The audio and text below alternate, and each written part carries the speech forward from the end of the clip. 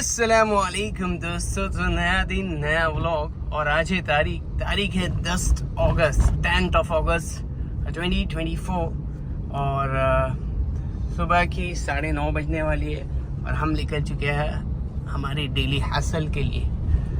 जैसा कि आपको पता है कि मैं एक मोबाइल सेलर हूँ, सेकेंड हैंड मोबाइल का डीलर हूँ। तो मेरे पास मोबाइल्स आते रहते हैं बहुत सारे।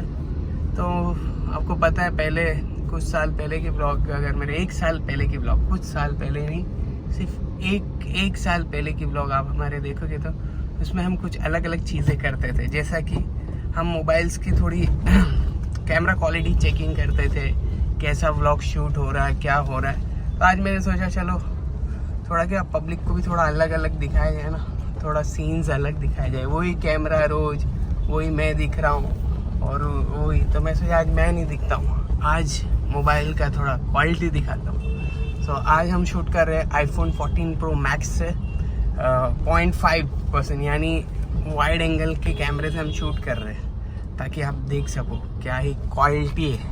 क्वालिटी देख सकते हो, क्या देख सकते हो, क्वालिटी आपको दिखा रहा हूँ, ताकि आपको थोड़ा पता चले कि क्या कैमरा का क्या है वो आगे पीछे का सिस्टम, कौन से का क्या सिस्टम है। जैसे मैं वन प्लस का 10T, अभी मेरे 2-3 ब्लॉग वन प्लस का 10T वो मेरा प्राइमरी फ़ोन है, उससे मैं शूट करता हूँ। तो वो उससे आपको दिख रहा होगा उसका क्वालिटी क्या है।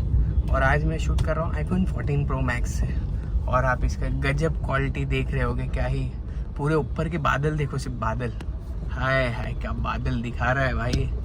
है क्वालिटी है भाई, पैसा ले रहा है तो देगा ही, ऐसा है।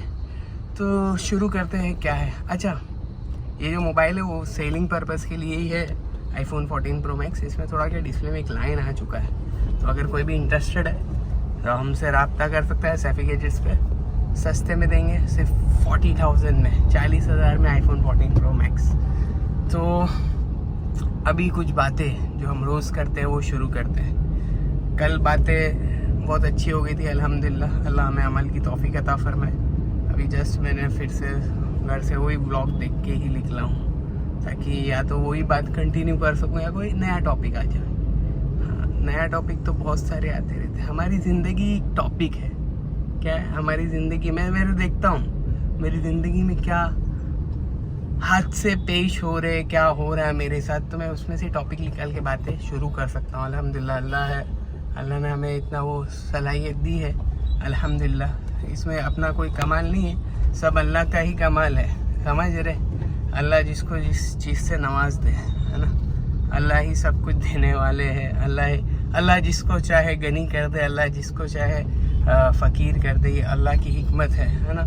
और अल्लाह जानता है किसको गनी करना है और किसको फ़कीर रखना है। हाँ, क्योंकि अल्लाह जानता है कि अगर मैं मेरे बंदे को, एक कोई अमीर बंदा अगर उसको मैं फ़कीर कर दूंगा तो हो सकता है कि वो, है ना, उसके लिए सही ना हो, क्योंकि अल्लाह तो सब जानने वाला है। और कोई फ़कीर आदमी को गनी कर दे अल्लाह, तो अल्लाह मतलब अल्लाह फ़कीर आदमी को गनी क्यों नहीं कर रहा है? क्या? क्योंकि अल्लाह जानते हैं अगर मैं इसको गनी कर दिया तो ये शायद दुनिया में फसाद कर सकता है, या मेरी जो इबादत कर रहा है वो अभी उसमें वैसा कॉन्सेंट्रेट नहीं कर पाएगा उस हिसाब से। तो अभी ये मेरे दूसरे फ़ोन में फ़ोन आ रहा है, इसको थोड़ा पॉज करना पड़ेगा। ठीक है, उसको कर दिया हमने। हाँ, देखना पड़ेगा किसका कॉल आ रहा है। हाँ, तो वो अल्लाह की हिकमत है, अल्लाह जिसे चाहे उस चीज़ से नवाज दे। अल्लाह बड़े है, समझ रहे आप, अल्लाह बड़े है और अल्लाह जो चाहे वो कर सकते हैं, ऐसा समझ रहे आप। तो ऑलमोस्ट हमारी मंजिल आने वाली है और आज की बात कुछ ज़्यादा नहीं करिए, पर ये चीज़ बहुत ही ज़रूरी है ना। जो तुम्हारा रब है वो जानता है, सब चीज़ों को जानने वाला कौन है? अल्लाह है। अल्लाह बेहतर हमसे जानते हैं, है ना। अल्लाह मतलब जो हमारी ज़िंदगी में हम अचीव करना चाह रहे हैं और हमने खूब कोशिशें की, हमने हमारा पूरा 100%, तुम बोलते 100 के अनीस भाई बोले हम तो सुबह से लेके शाम तक आए हैं, इतनी मेहनत की, पर हम गोल्ड मेडल हासिल नहीं कर पाए, हम ब्राउन्स पे ही अटक गए। कोई बात नहीं, वो अल्लाह की हिकमत थी भाई, तुमने मेहनत की ना, तो मेहनत करते रहो, एक दिन होएगा। पर क्या अल्लाह जानते थे ज़्यादा तुमसे कि भाई इस बार इसको ब्राउन्स पे अटकाओ, अगली बार गोल्ड पे लेके जाएंगे, समझ रहे।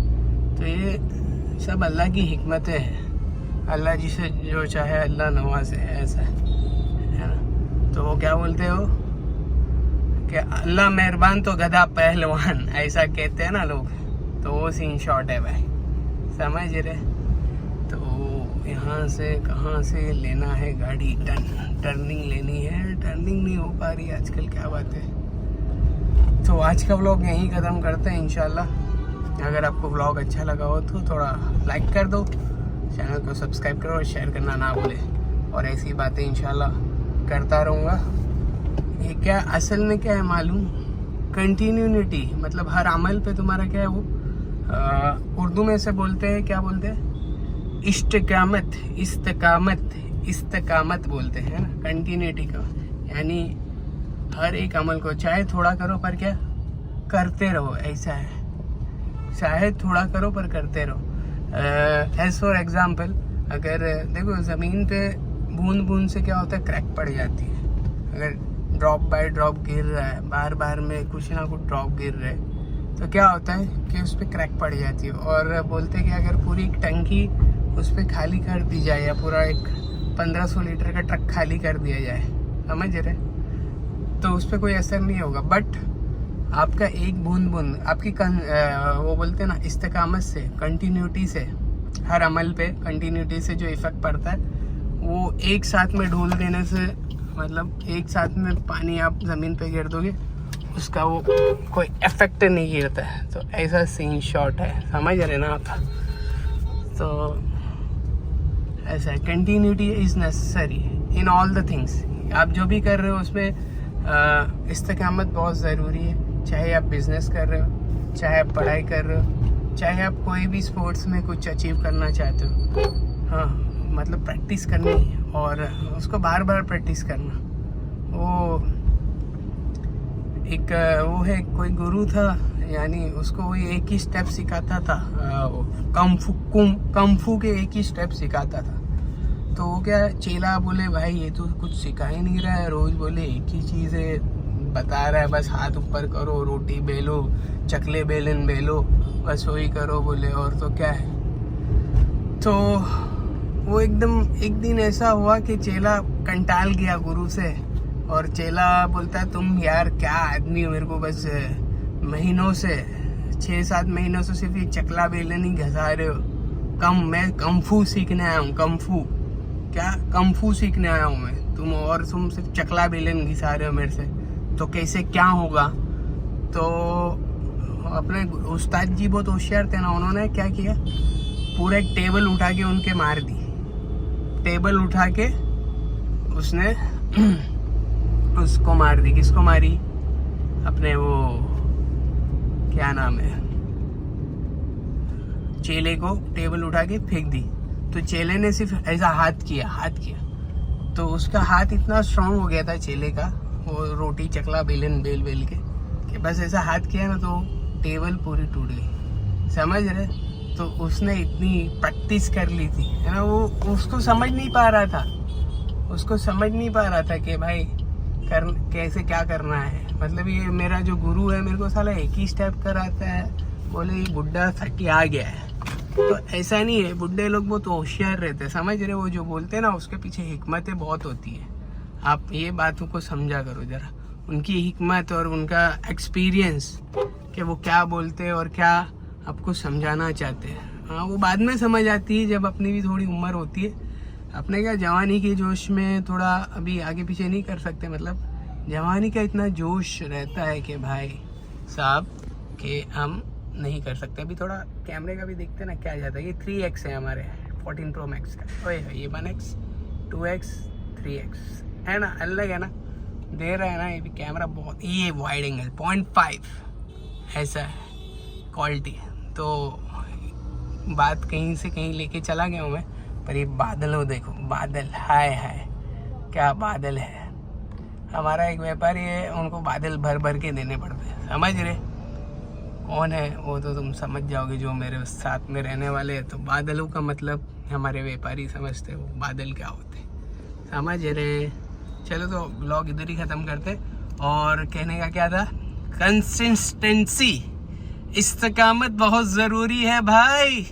हाँ बाबू मुशाय, इस्तिकामत बहुत ज़रूरी है ज़िंदगी में, ताकि आप अपनी मकसद को, आपके टारगेट को हासिल कर सको। अस्सलाम वालेकुम।